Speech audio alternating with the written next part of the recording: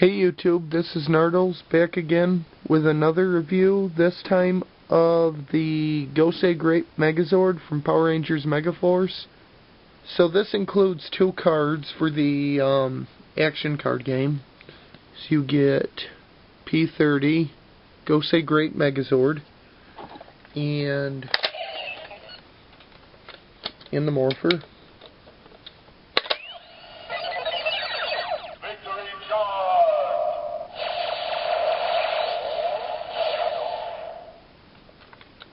Okay. And you also get card number P51, Gosei Great Grand Megazord, the combination between the Gosei Great and the Gosei Grand Megazord. So, in morpher. Summon Megazord.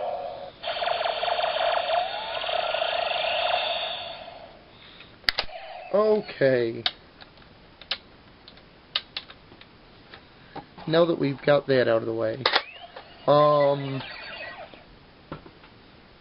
let's take a look at the individual Zords. So, first of all, we have the Phoenix Zord here. Nice gold trim.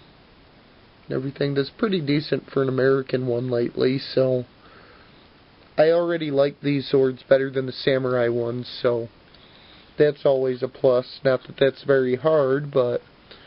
And all the heads on all the Zords are removable for interchangeability, and they're all compatible with other Megazords in the Zord Builder system. So what that means is, say you have the Mighty Morphin Megazord from 2010. You take that off, and you can attach that to there, or, you know, any of the other Zords. So that's always cool for interchangeability and stuff. So anyway, so there's the Phoenix. Next is the Tiger Zord, and the Tiger Zord is based on a bulldozer type body. So let's take a closer look at that. The paint on these are a hell of a lot better than they were on the Samurai toys, I will say that. So there is that. Next we'll do the Shark Submarine.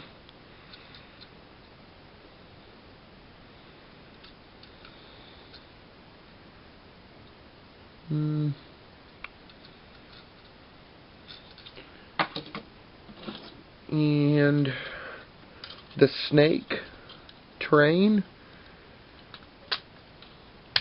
Oh.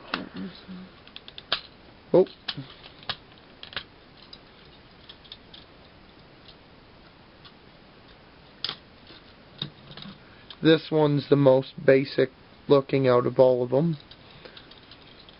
And it looks good in train mode. It looks good in train mode from this side. This side, with this part for the Dragon Zord to plug into, doesn't look that great. But from this side it looks fairly decent. So, there's that.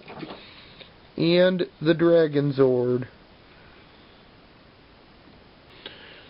Probably one of the best looking Zords in my opinion from Bandai in the last few years, since they started doing their own thing and not releasing the Japanese versions in America.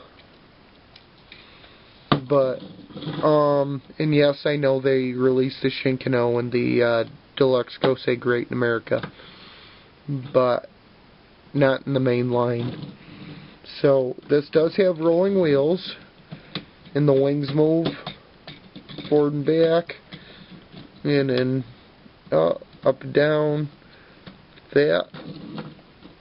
So that's really cool.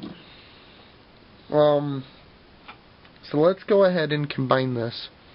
So to form the Megazord, we're going to take the Tiger, and we're going to just kind of fold this bottom part out like that.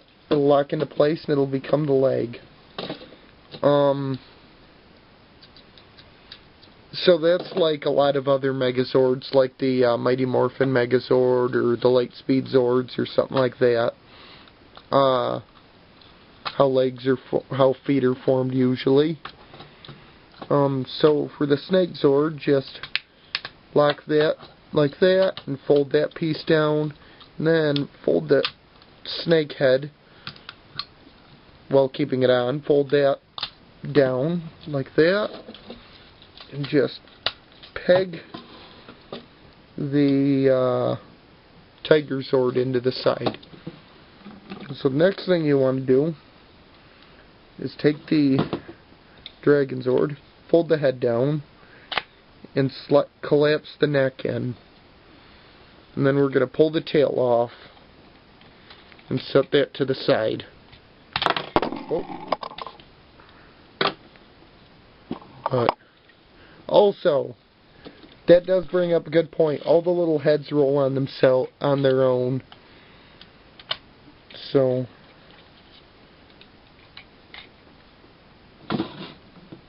and then just going to plug that right on top. Just a standard peg. So the next thing we're going to do is take the wings and fold them out like that. And take the shark, split the tail in half, and fold it down.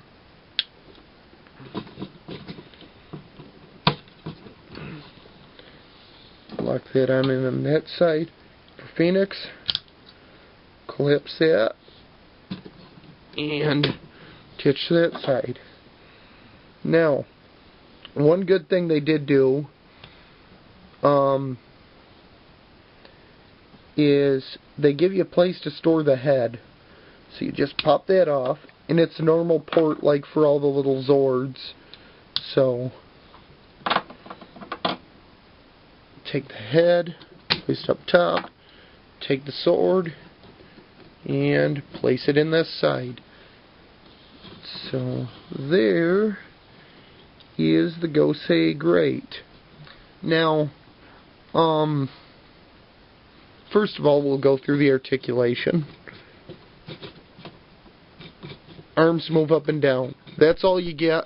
That's basically it for all Megazords. So, I am curious to see what these two little pegs on one on each side that flip up.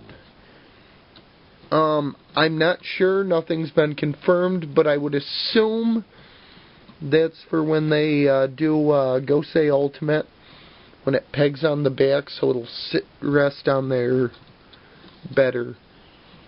Also, as you can see, this is very loose. Like, I'm afraid of it falling apart a lot of times if you're like that. The joints aren't at all tight on these, but I mean, besides that, like paint-wise and look and everything, it's a pretty decent Megazord.